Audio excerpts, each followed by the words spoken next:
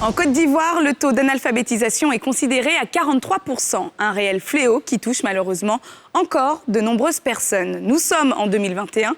Pourquoi ce taux est-il toujours important ? À partir de quand considère-t-on que quelqu'un est analphabète ? Qui est concerné ? Comment améliorer l'alphabétisation de tous ? Ce soir, dans la télé d'ici, on parle d'alphabétisation comme outil d'autonomisation. Pour en parler, deux invités nous font l'honneur d'être avec nous ici sur le plateau de la télé d'ici. Raïssa Banro, créatrice de l'application Lucie, et Razak Assoumi, président de l'ONG Sankofa Africa. Tout au long de l'émission, nous serons accompagnés par la T-Band. Et la T-Band nous fera vibrer grâce à un live phénoménal. Vous êtes dans la télé d'ici. Merci de nous avoir choisis. C'est parti.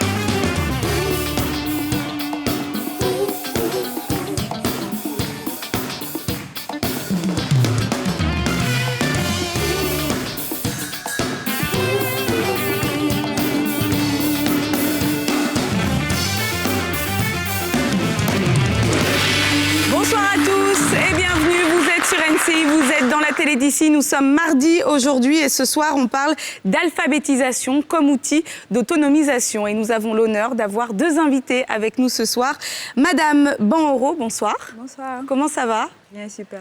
Alors vous avez créé une application qui s'appelle Lucie. C'est ça. Et vous êtes aussi lauréate de RFI Application Challenge Afrique 2017. C'est ça. Qu'est-ce que c'est ? Lucie, l'application ou le prix ? Le prix, et après on verra Lucie. D'accord. Donc du coup, le prix RFI Challenge Afrique, c'est un prix qui est lancé par France Média Monde, RFI, la radio, qui vise à promouvoir des jeunes entrepreneurs. Donc chaque année, il y a une thématique qui est lancée et tous les jeunes en Afrique francophone postulent, proposent une application, une idée d'entreprise en fonction de la thématique. Et à la fin, c'est suivi d'un processus et tout ça. Et à la fin, on désigne le lauréat. Qu'est-ce que c'est Lucie ? Lucie, c'est... Du coup, vous avez gagné avec Lucie, avec l'application Lucie. C'est ça. Lucie, c'est une jeune demoiselle maintenant qui permet à toutes les personnes non alphabétisées qui ne savent pas lire, écrire ou calculer de leur apprendre à lire de manière autonome. Donc là où vous trouvez en fonction de votre lieu de travail, votre lieu d'habitation, vous avez la possibilité d'apprendre en toute autonomie. Et voilà, c'est ce qu'elle fait. C'est ma merveille aussi. Merci beaucoup. Monsieur Assoumi, comment ça va ? Oui, ça va bien. Vous êtes président de l'ONG Sankofa Africa. Oui, oui. Qu'est-ce que vous faites avec l'ONG ? Qu'est-ce que l'ONG Sankofa Africa ? Ok, l'ONG Sankofa Africa est une ONG qui œuvre à l'autonomisation de la femme en milieu désavantagé par l'éducation, l'alphabétisation et la mise en place de micro-projets à leur profit. D'accord. Voilà. Merci beaucoup. Je vous en prie. On va commencer par... Qu'est-ce que l'analphabétisation ? Si on peut donner une définition. Okay. L'analphabétisme, c'est le manque, c'est l'état d'une personne qui ne sait ni lire, ni écrire, ni calculer. D'accord. Voilà. Donc, est-ce que si par exemple quelqu'un sait lire mais pas écrire, est-ce qu'il est considéré comme analphabète ? C'est vraiment ces trois aspects-là réunis ? Non, non. Parce qu'il faut faire le distinguo entre l'illettrisme et l'analphabétisme. L'illettrisme, c'est l'état d'une personne qui a été instruite, mais d'une manière ou d'une autre a peut-être oublié, ne sait ni lire, ni écrire, ou bien même cette personne peut calculer, mais ne sait pas lire. Ou bien cette personne peut lire, mais ne sait pas calculer. Voilà. Donc, je pense que c'est ça. En Côte d'Ivoire, le taux d'analphabétisation est de 43%. Qui est concerné ? Est-ce que ce sont plus les femmes, les hommes ?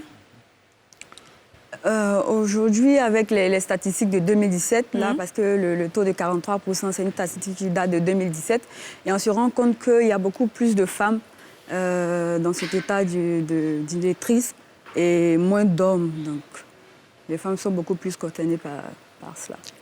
Bon. Oui, au fait, je voudrais dire que l'analphabétisme, malheureusement, a un visage féminin. Parce qu'en Côte d'Ivoire, il y a 43,8% d'analphabètes. Et dans ces 43,8%, si je ne me trompe pas, 63,7% de ces femmes sont analphabètes. Ce qui nous pousse à dire que l'analphabétisme a un visage féminin.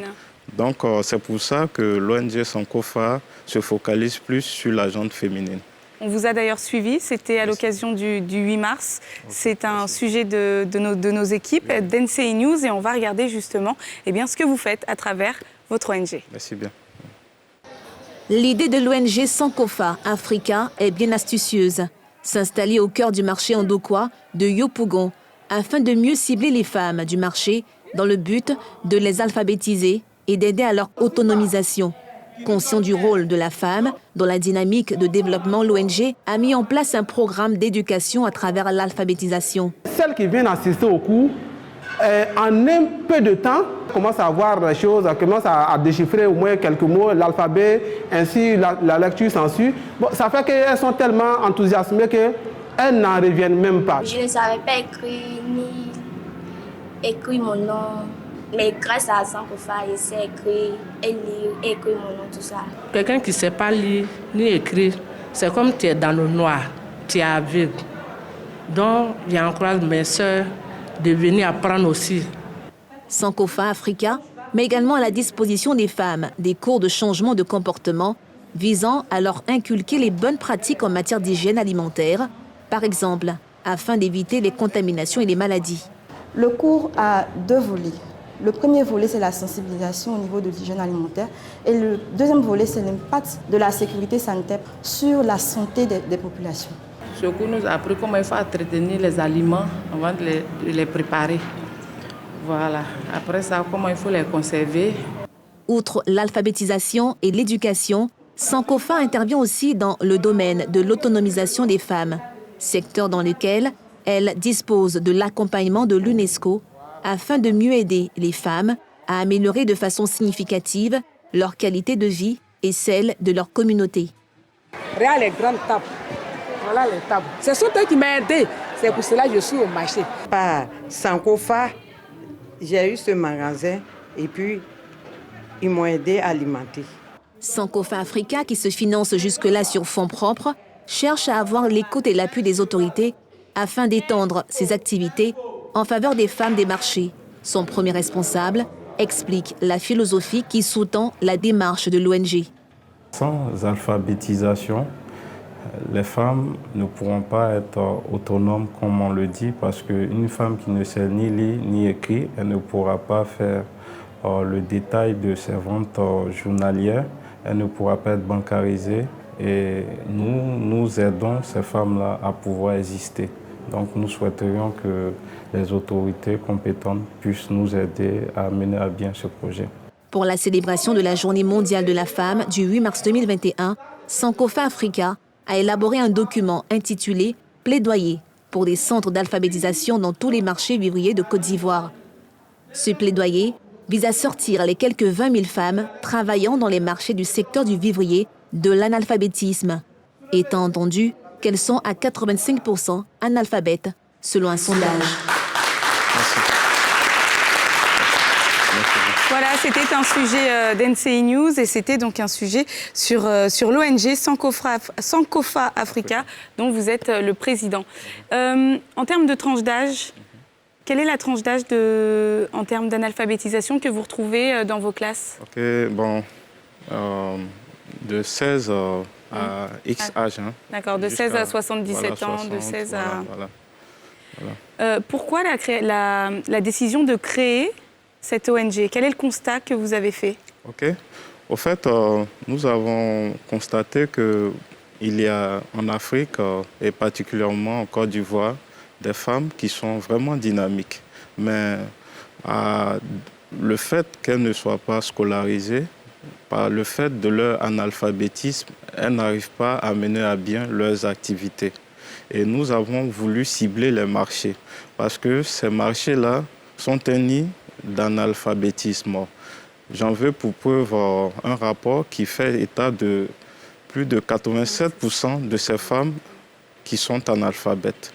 Vous voyez que c'est vraiment un obstacle rédhibitoire pour leur commerce, pour leurs activités. Pour la bancarisation. Et pour la bancarisation et tout ça. Et à cet effet, nous avons rédigé un plaidoyer qui est intitulé « Plaidoyer pour des centres d'alphabétisation dans tous les marchés vivriers de la Côte d'Ivoire ». Ce plaidoyer-là fait l'état des lieux de ce qu'il en est en termes d'analphabétisme au sein des marchés et lancer un appel à tous les stakeholders, je pourrais dire toutes les personnes qui ont un intérêt particulier, à savoir la BAD, la Banque mondiale, l'UVIC aussi, le ministère de l'Éducation nationale, nous les appelons à jouer leur partition. Ils en font, mais nous souhaiterions qu'ils fassent encore plus pour remédier à ce problème-là.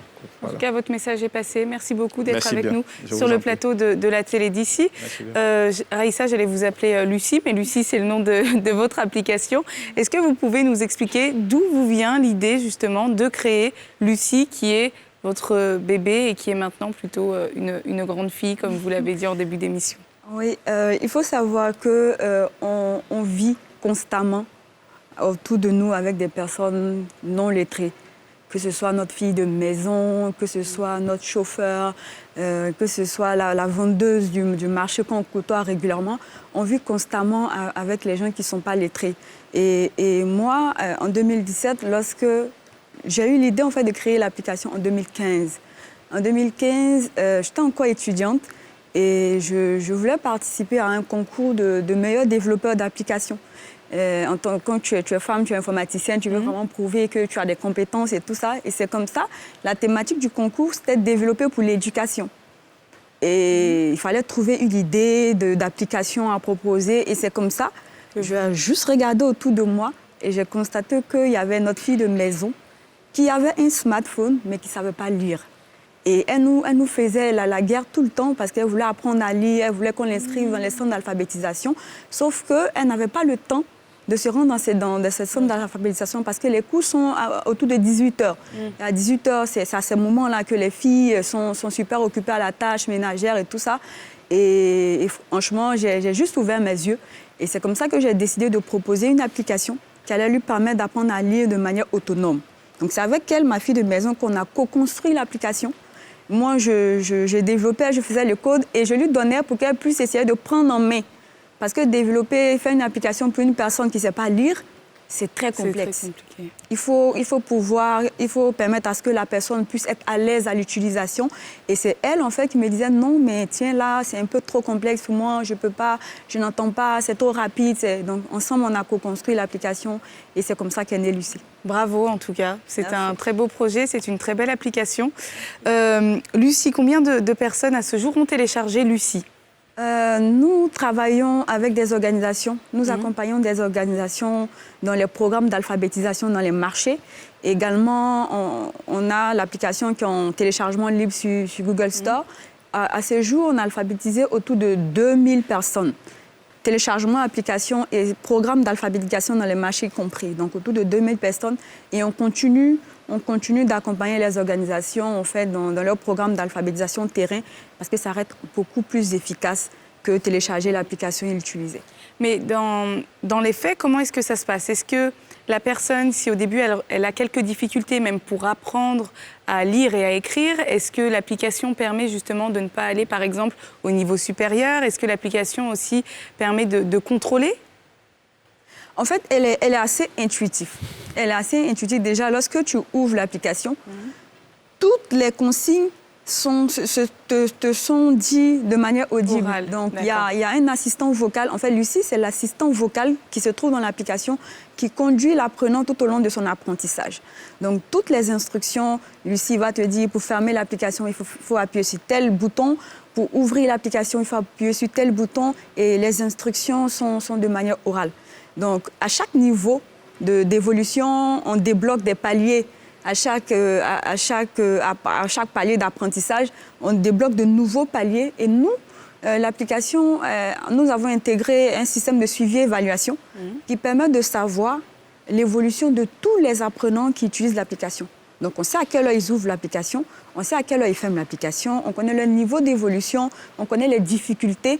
Et nous, ça nous permet au fur et à mesure de travailler, d'améliorer l'application et puis de proposer de bons rapports à la fin de chaque session. Et justement, donc vous avez appris à lire et à écrire à 2000 personnes grâce à l'application. Oui.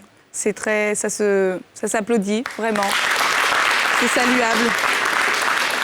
Ce qui est très intéressant, justement, ce que vous étiez en train de dire tout à l'heure, c'est le fait que maintenant, nous sommes dans une société digitalisée. Donc, on a tous accès à nos smartphones, à nos téléphones portables. Et c'est vrai que c'est un petit peu compliqué, quand on ne sait pas lire ou écrire, juste même d'envoyer un message, de dire « j'arrive » ou « je sors ». Et c'est ce que vous avez également constaté? C'est ça. C'est cela. En fait, on a constaté qu'on était dans un monde beaucoup plus digitalisé. Il y avait des personnes. Au départ, on se disait « ah tiens, développer une application pour personnes illettrées, ça allait être un peu compliqué. Est-ce que ce sont des personnes qui ont des smartphones ?» Et c'est comme ça qu'on a vu une étude et on s'est rendu compte que le taux de pénétration des smartphones en Côte d'Ivoire atteignait 80%, alors qu'on était sur un taux d'analphabétisme de 43%. Donc on dit, bah, tiens, ça veut dire que les personnes non alphabétisées ont un smartphone. Et il n'y a qu'à regarder autour de nous. C'est ça. Ils ont des téléphones, ils ont des smartphones, tout. Voilà, donc... Et puis, les smartphones sont beaucoup plus faciles d'utilisation par les personnes parce que c'est intuitif. Il y a des symboles pour tout.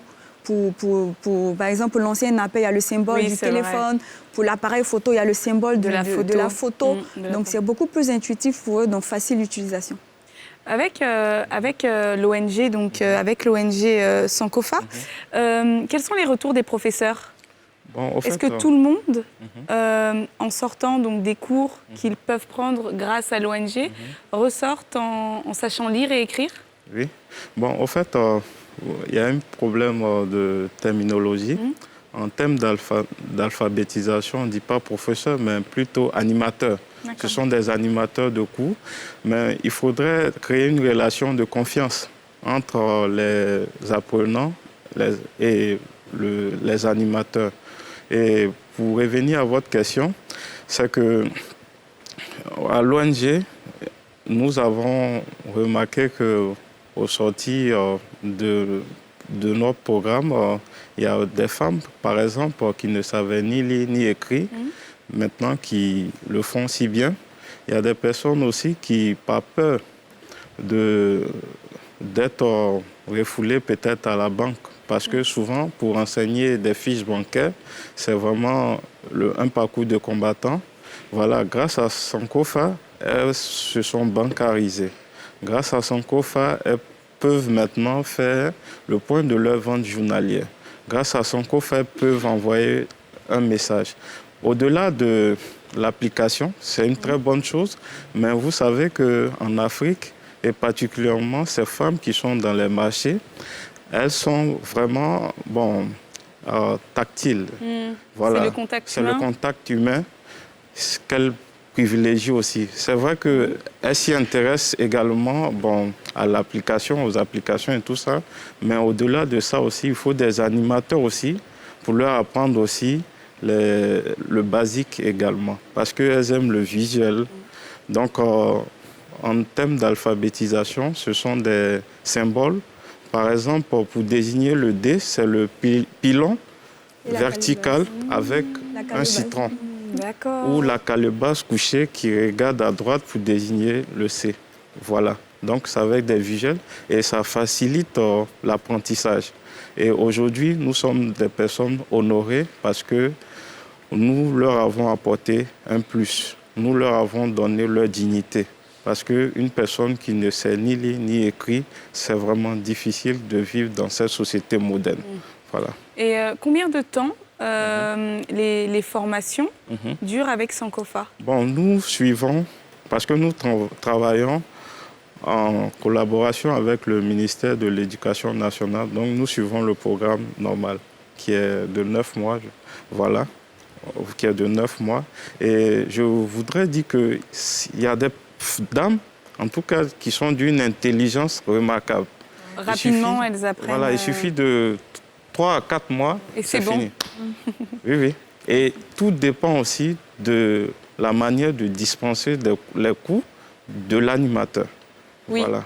La formation est très importante. Voilà, Comment se forment justement vos animateurs? Voilà, bon, il y a des formations d'abord qui sont organisées par le ministère de l'Éducation nationale et il y a des formations aussi organisées par l'UNESCO et il y a des formations aussi, bon, qui sont organisées aussi par des structures privées. Donc, c'est... Les animateurs se forment par différents biais. Voilà, c'est ça. Avec l'application Lucie, on apprend à lire et à écrire en combien de temps? Nous également, nous sommes alignés sur le programme du ministère de l'Éducation nationale parce que c'est vrai que nous, on a développé l'application, mais tout le contenu pédagogique a été développé par des experts de l'alphabétisation. Donc, on suit le programme des centres d'alphabétisation. Donc, 9 mois de formation pour le niveau 1 et ainsi de suite. Lorsque vous avez remporté le prix, quelle a été votre réaction? Déjà, c'était quand même une fierté parce que c'était un concours international et tout. Donc, au départ, je n'en revenais pas. Et après, je me suis dit, ça allait j'allais pouvoir impacter. Ça allait me permettre de développer l'application, qu'elle soit accessible à tous. Aujourd'hui, on a des personnes au Sénégal, au Mali qui utilisent l'application. On tend à l'exporter au Ghana, changer la langue et l'exporter au Ghana. Donc, c'est vraiment le concours qui nous a donné cette visibilité-là. Merci beaucoup. On va continuer à parler d'alphabétisation comme outil d'autonomisation juste après une petite page de publicité. Vous êtes sur NCI dans la télé d'ici.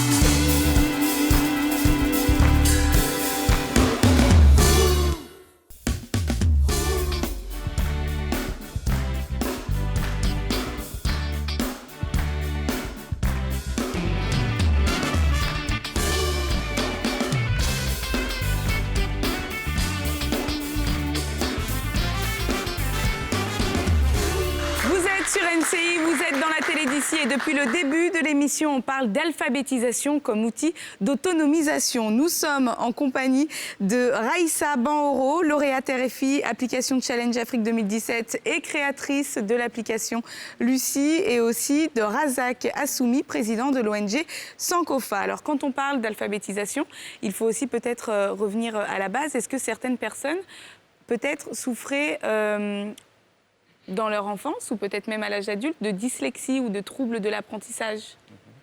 Bon, comme je le disais tantôt, il y a des personnes qui apprennent rapidement. Et il y en a des d'autres personnes aussi qui apprennent lentement. Donc, du coup, le temps d'apprentissage diffère d'une personne à une autre. Il y a, par exemple, dans notre salle d'alphabétisation, il y a une dame qui est venue, qui a commencé en l'espace de 3 mois. Elle a appris, elle s'est écrit son nom et tout. Mais il y a une qui a fait plus de 6 mois, 7 mois. Mais c'est difficile même d'aligner les mots et tout. Donc, ça dépend des personnes. Ça dépend des personnes. Peut-être elle souffre d'un trouble de l'apprentissage et tout ça, voilà. Donc, c'est casuistique, en fait. Quand on parle d'analphabétisation, quelles sont les... Je ne sais pas si on peut... quelles sont les zones les plus touchées? Est-ce que c'est plutôt les zones urbaines, les zones rurales? Généralement, ce sont les zones rurales les plus touchées. Parce qu'en région, dans les milieux ruraux, les gens, par manque de moyens, déjà, les populations n'ont pas les moyens de scolariser leurs enfants. Il n'y a pas d'école à proximité des villages, des campements. Et donc, c'est ce qui fait que les parents n'envoient pas leurs enfants à l'école. Donc, ce sont ces zones-là qui sont majoritairement touchées. Il y a la pauvreté aussi. Il y a la pauvreté, il y a la culture Il y a la culture qui fait que les parents n'envoient pas leurs enfants. Il y a des régions où on te dit la femme, elle ne doit pas aller à l'école. Son rôle, c'est de rester dans le ménage. Donc, c'est l'une des raisons pour lesquelles peut-être les femmes aussi sont plus touchées que... C'est exact. Donc, on n'envoie pas les femmes à l'école. Lorsqu'on sent une distance, on dit que l'enfant doit rester à la maison pour rester dans le champ et tout. Donc, vraiment, c'est tant de facteurs là qui font... Est-ce qu'il existe d'autres facteurs de l'analphabétisation? Bon, je reviens à ce qu'elle disait. Bon, moi, je pense qu'il y a des facteurs culturels, il y a des facteurs sociologiques et il y a des facteurs aussi d'ordre structurel. Bon, les facteurs culturels, bon, dans notre culture africaine, la femme est reléguée aux tâches ménagères. Encore, dans d'autres cultures, ils vont plus au-delà. Parce qu'ils se disent que l'école, c'est de faire connaître à la femme ses droits. Ses droits et tout. Et du coup, ils se disent que ça va dévoyer un peu la culture intrinsèque de cette dame-là, de cette femme, de ces jeunes filles. Donc du coup, ce n'est pas bon, de bon augure, d'emmener une femme à l'école. Voilà. Au plan structurel, je pense que l'État joue un rôle vraiment primordial, crucial. Voilà.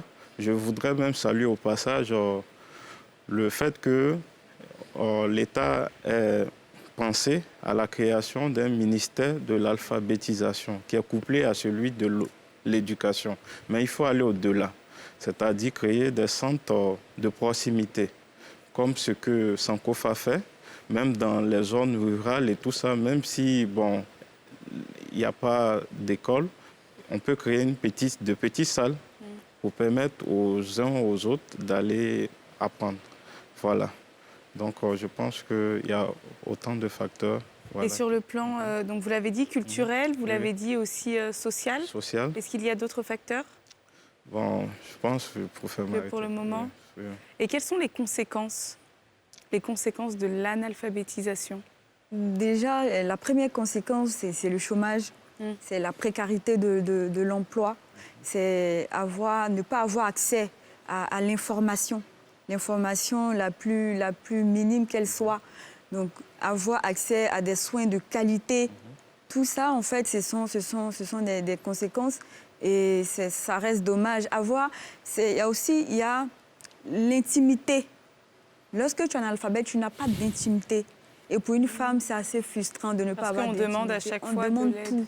On demande, lorsqu'on reçoit un SMS, on demande. Oui. Lorsqu'on veut faire un mobile money, on demande. Lorsque tu reçois un petit message d'un amoureux, tu vas demander. Donc, tu n'as vraiment pas d'intimité. Donc, tu ne pourras pas être bancarisé, tu ne pourras pas avoir accès à des soins, tu ne pourras pas. Est-ce qu'il y a aussi peut-être une perte de confiance en soi? Oui. Oui. Beaucoup de perte de confiance en soi. Parce que la femme ou bien la personne non alphabétisée se sent inférieure aux autres. Se sent inférieure. C'est pour ça que dans les programmes d'alphabétisation, on travaille sur le mindset, sur le leadership, le développement personnel et tout ça. C'est la base. Avant de lui apprendre quoi que ce soit, il faut lui dire qu'elle a du potentiel. Elle est importante dans la société. Ce n'est pas parce qu'elle ne sait pas lire qu'elle ne représente rien. Et ça, ce sont des informations qu'on véhicule à l'apprenant pour que la personne puisse avoir la tête haute. Il y a quelques semaines, il y avait également dans l'émission La Télé Les Femmes d'ici, que l'on retrouve tous les jours à 13h05. Elles ont parlé également d'analphabétisation. On regarde un extrait. Hâte le pas pour assister à leur cours d'alphabétisation. Cette classe compte une vingtaine d'apprenants, en grande partie des femmes. Ici, on apprend à lire, à écrire, à compter et à calculer. Étant pour la plupart actives, savoir lire et écrire est au fur et à mesure devenu un besoin pressant. Karidjatou Konaté, commerçante, s'est inscrite au niveau 1 d'alphabétisation depuis maintenant 1 an, et ce, pour une raison bien particulière. Souvent, quand je sors comme ça, ou soit je m'en vais à l'hôpital, ou soit dans un coin où on me dit écris ton nom, ou soit écris tant, je sais pas comment écrire. Donc, souvent, je dis à côté, mes voisins, pardon, aidez-moi. En fait, moi-même, j'ai vu non, que ça ne m'arrange pas. Donc, j'ai décidé de venir m'inscrire et d'apprendre. Donc on parlait des conséquences de l'alphabétisation, comme on peut le voir avec ces dames, avec ces femmes qui expliquaient qu'il y avait des conséquences également professionnelles, des conséquences personnelles et aussi sociales. C'est-à-dire que quand lorsque l'on devient donc alphabète, cette fois-ci, on peut aussi plus facilement discuter avec les gens qui nous entourent. C'est ça. Bon, à ce propos même, j'ai une petite anecdote. Voilà, il y a l'une de nos apprenantes qui partait une fois à la mairie parce qu'elle était invitée par le maire et tout. Voilà, donc il y avait une flopée de personnes, voilà, pour le rang et tout. Et après, la secrétaire a demandé à ce que celle-ci renseigne les fiches de présence. Donc, du coup, il y a notre apprenante qui ne pouvait pas renseigner la fiche. Et vous savez, les secrétaires ne sont pas souvent, aimables, des plus aimables. Donc, du coup... Vous pouvez le dire, vous ne les trouvez pas forcément... des plus aimables. Voilà, donc ils l'ont écartée. Donc, elle a vraiment eu mal ce jour-là. Ils l'ont écartée, elle n'a pas pu... Oui, on lui a dit, bon, si elle ne peut pas... Elle n'a pas pu aller voir le maire? Non, elle n'a pas pu. Elle n'a pas pu renseigner. Donc, ça l'a vraiment frustrée. Et il y a une deuxième anecdote, ça, c'était à la banque. Parce qu'il faut le dire, que ces femmes-là sont intelligentes, mais seulement qu'elles n'ont pas eu l'instruction. Donc, du coup, il y en a d'autres qui sont bancarisées, voilà, qui peuvent voir des chiffres, mais qui ne peuvent pas le reproduire, ou bien qui ne peuvent pas aussi renseigner convenablement, voilà, une fiche bancaire. Donc, du coup, elle a demandé à une autre dame de renseigner pour elle, mais la dame aussi l'a envoyée balader. Donc, du coup, ça l'a... En fait, il n'y a pas d'entraide non plus quand quelqu'un ne sait pas lire et écrire. On ne va Donc, pas c'est un forcément problème de dignité que ça pose. Et ces genres de situations-là sont vraiment légion.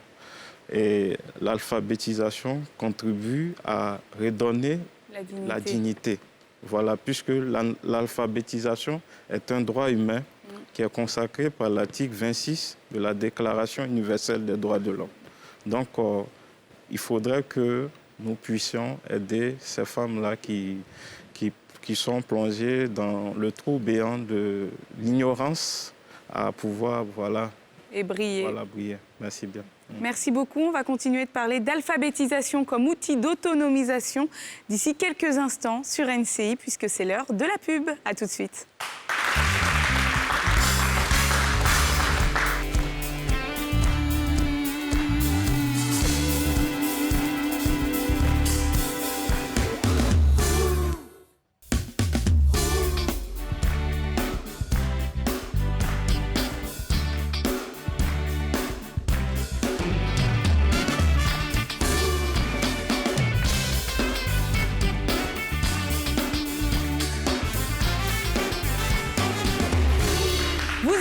NCI, belle soirée à tous. Merci de nous avoir choisis. Depuis le début de l'émission, on parle d'alphabétisation comme outil d'autonomisation. Et nous sommes en compagnie de Raïssa Banhoro, je vais bien le dire, créatrice de l'application Lucie, et de Razak Assoumi, président de l'ONG Sankofa. Alors, quelles sont pour vous les solutions? Est-ce qu'il existe d'autres solutions pour favoriser justement l'alphabétisation de tous? Voilà, bon, il en existe plusieurs, notamment la création des centres de proximité. Il existe déjà, pour commencer, excusez-moi, je vous coupe, de combien est-ce qu'il y a de centres d'alphabétisation en Côte d'Ivoire? Est-ce que l'on connaît les chiffres? Franchement... Moi, je ne l'ai pas. Mais il a la donnée à la DANF, la direction de l'alphabétisation. Je crois qu'ils doivent avoir la donnée. Voilà, c'est un peu... Je ne pourrais pas... Pareil, d'accord. Voilà, excusez-moi, continuez. Il n'y a pas de problème. Donc, quelle autre solution? La création des centres de proximité. Voilà, des centres de proximité. C'est-à-dire que, l'État devrait aider, parce que nous fonctionnons sur fonds propres. Et malheureusement, bon, il n'y a pas de moyens mis à notre disposition pour mener à bien le dit projet. Donc, du coup, ça devient un obstacle rédhibitoire.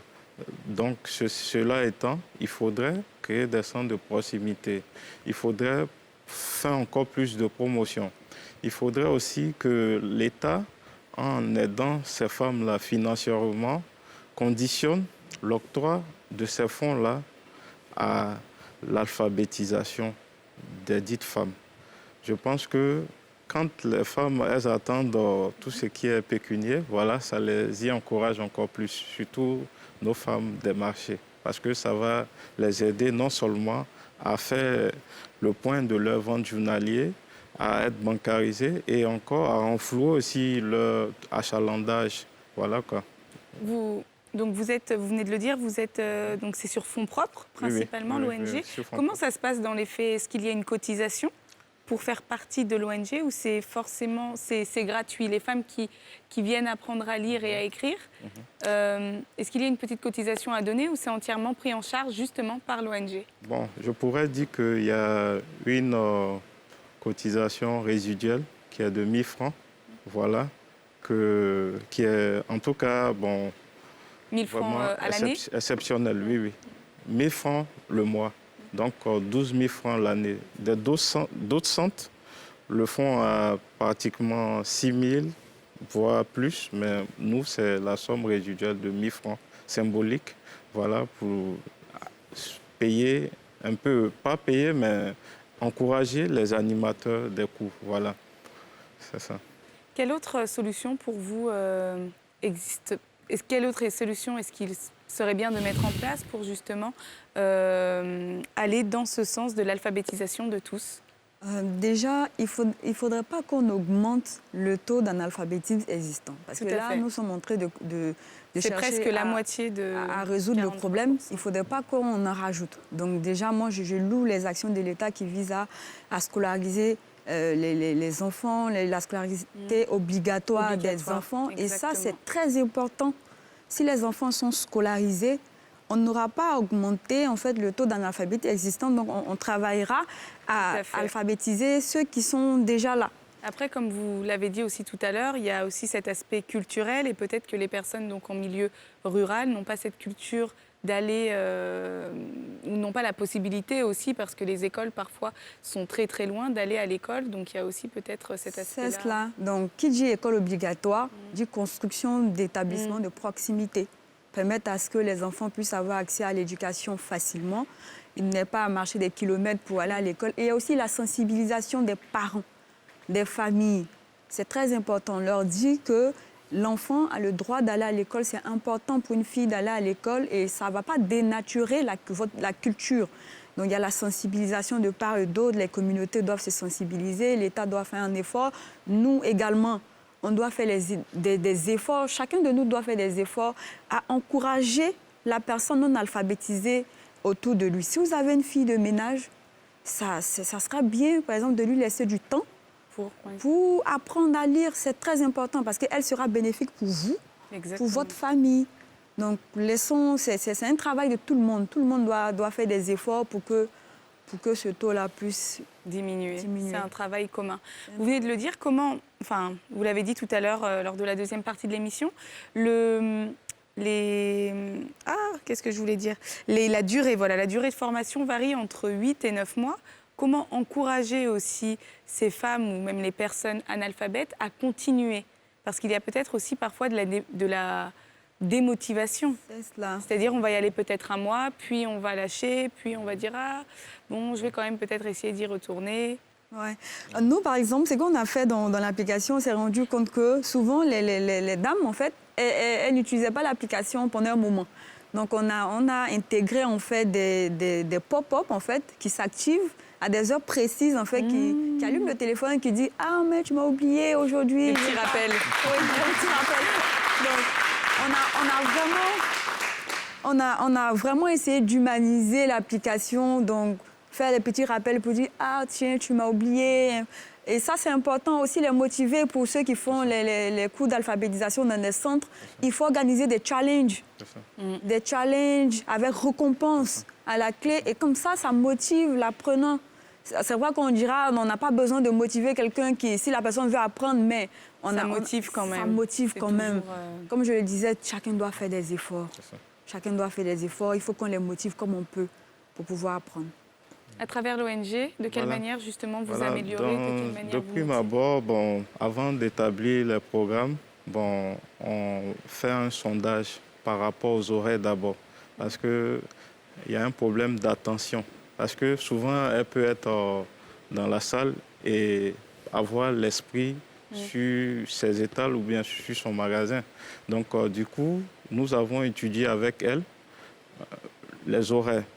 Donc, les horaires varient entre 14h et 16h. Donc, c'est juste 2 heures de temps. Et c'est en fonction vraiment des... En fonction, et puis ça dépend aussi des jours. Parce qu'il y a des jours, par exemple, elles sont vraiment très bousculées. Elles fonctionnent aussi comme des micro-entreprises, voilà, donc, où elles sont vraiment bousculées. Par exemple, le lundi, ce n'est pas possible. Même si on fait un programme le lundi, elles ne... Pourquoi le lundi, ce n'est pas possible? Parce qu'elles vont se ravitailler. Voilà, vous me comprenez? Donc, du coup, le lundi, on ne fait que les mardis, les mercredis et les vendredis. Donc, c'est taillé sur mesure pour elles. Et au-delà de ça encore, il y a des cours portant sur le changement de comportement. C'est-à-dire, par exemple, on peut envoyer un expert ou un consultant, quelqu'un qui s'y connaît dans son domaine d'activité, pour les entretenir sur une thématique bien précise. La dernière fois, quand votre équipe, la NCI, y est arrivée, voilà, donc c'était sur la sécurité sanitaire des aliments. Voilà, qui est vraiment une problématique de santé publique. Et souvent, nous organisons des excursions au jardin botanique. Ce sont des excursions éducationnelles et en même temps ludiques. Il y a des personnes ressources qui viennent, voilà, leur parler. Quand on avait fait l'excursion, notamment au jardin botanique, les consultants qui étaient les ont entretenus sur notamment la parentalité positive, comment bien éduquer leurs enfants, et encore sur la nécessité d'un registre de commerce. Et dans les salles aussi, pour les motiver, souvent on organise des petits concours entre elles. Et souvent, c'est à la suite de ça, elles sont récompensées. Donc tout cela pour vraiment motiver les femmes à toujours continuer ça à les encourage, à lire, à écrire. Ça les encourage, voilà. Merci. Pourquoi avoir choisi peut-être que j'ai ma petite idée, Lucie. Lucie, pourquoi avoir choisi le nom Lucie pour l'application? Pourquoi pas j'aime lire, j'apprends à lire? Mais peut-être que j'ai ma petite idée, c'est peut-être pour... Oui, en fait, au départ, comme je le disais, on a voulu humaniser l'application, donc trouver un nom de personne et tout ça. Et c'est vraiment par hasard, hein. On s'est levé, on dit, ok, on va appeler l'application Lucie. Ah, c'est tout, point barre. Pas c'est pas le nom de quelqu'un, c'est pas... Pas du tout. Pas du tout. C'était vraiment pas... C'est juste, voilà... On s'est levé, on a dit, ok, on va appeler l'application Lucie. Et juste ça. Lucie donc, est disponible sur les plateformes de téléchargement. Il faut forcément avoir un smartphone. Oui. Si on a un téléphone basique, ça ne fonctionne pas. Ça ne fonctionne pas, malheureusement. Donc il faut forcément avoir un smartphone. Oui. Merci beaucoup. On va continuer de parler d'alphabétisation comme outil d'autonomisation. D'ici quelques instants, il y aura aussi la Tibène qui va nous livrer, comme tous les soirs, un super live. Touche à rien, vous êtes sur NCI, vous êtes dans la télé d'ici.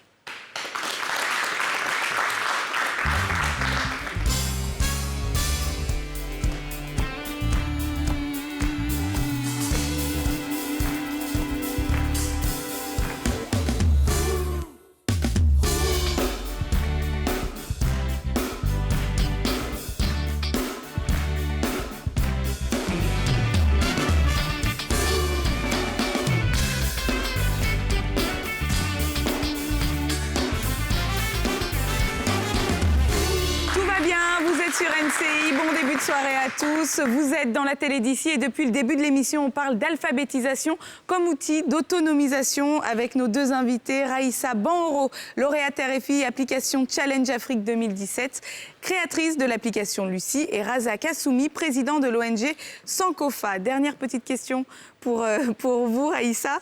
L'application donc Lucie se télécharge, forcément il faut avoir Internet. Une fois que l'on a téléchargé l'application, est-ce qu'on doit obligatoirement avoir du crédit Internet ou on peut l'utiliser hors connexion? Effectivement, lorsque on a besoin de l'application, il faut la télécharger. Donc ça nécessite Internet. Mais lorsqu'on a l'application, on n'a plus besoin de crédit Internet pour pouvoir l'utiliser. Donc ça, Et on a la possibilité de la télécharger sans Internet. Donc on sillonne les marchés, les centres et on fait télécharger. On installe l'application dans les smartphones des apprenants directement sans Internet. Donc on essaie vraiment de réduire l'utilisation d'Internet, même pour l'instant. Merci beaucoup. Un peu quand même, un tout petit peu. Un petit peu. Un petit peu. Raïssa, est-ce que vous avez le mot de la fin? Comme mot de fin, je dirais, nous côtoyons au quotidien des personnes non alphabétisées, non lettrées. Et c'est vraiment important pour le développement de nos pays de tirer tout le monde vers le haut. C'est très important. Donc, ayez un regard sur les personnes non lettrées autour de vous. Soutenez-les, motivez-les, c'est important pour qu'on puisse tous évoluer. Merci. Okay. Merci beaucoup d'avoir été avec nous dans la télé d'ici. Monsieur Assoumi, le mot de la fin? Ok. Moi, ce que je voudrais dire, les personnes analphabètes en Côte d'Ivoire représentent plus de 9 millions de personnes. C'est énorme. C'est plus que la population du Togo. Vous me comprenez? Donc c'est vraiment, vraiment énorme. Et du coup, il faudrait que l'État, les leaders d'opinion, la société civile, les étudiants, en tout cas, toutes les personnes puissent jouer leur rôle afin que ces personnes qui sont dans une précarité, qui ont un manque de confiance en soi, puissent être des personnes, des citoyennes à part entière. Voilà, c'est tout ce que je peux dire. Merci beaucoup. Monsieur Assoumi, d'avoir été avec nous sur NCI, sur le plateau de la télé d'ici. N'oubliez pas, à 19h50, il y aura le JT. À 20h05, la météo présentée par Maïmouna Ebrar. 20h10, NCI Reportage. Et merci également à notre chaleureux public de l'ESMA qui nous a accompagnés tout au long de l'émission aujourd'hui.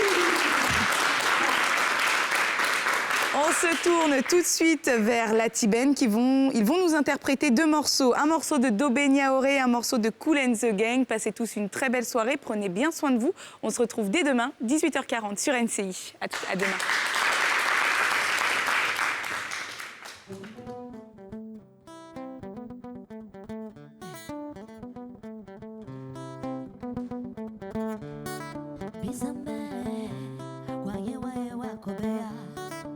Bizambe wakwambaliye hata hivyo nakupenda na sira zama ya kupenda yelele bifami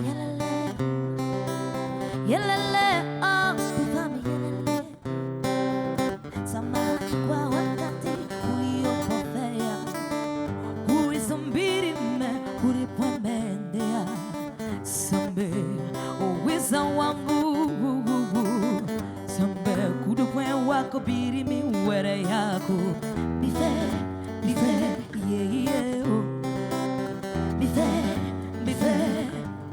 oh, Bife, le, oh Bife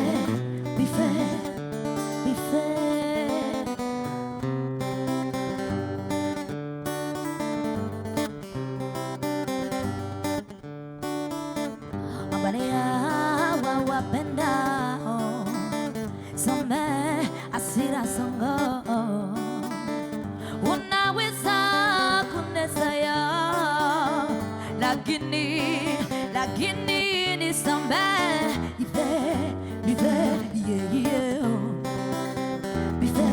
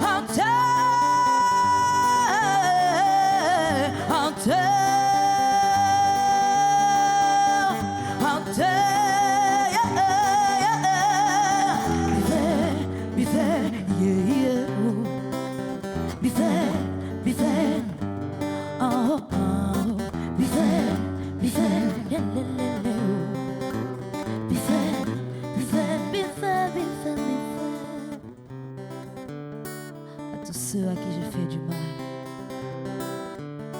je vous dis, samahani, pardon.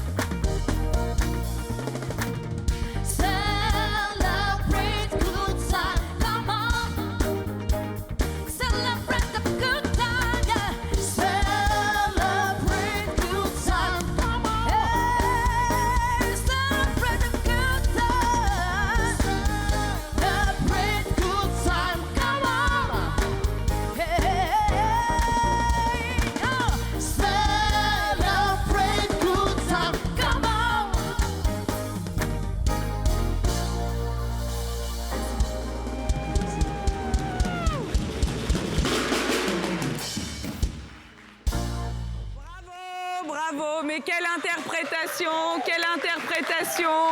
incroyable de la T-Band. Merci à tous, on se retrouve dès demain, 18h40 sur NCI. Prenez bien soin de vous. Bye bye, à demain.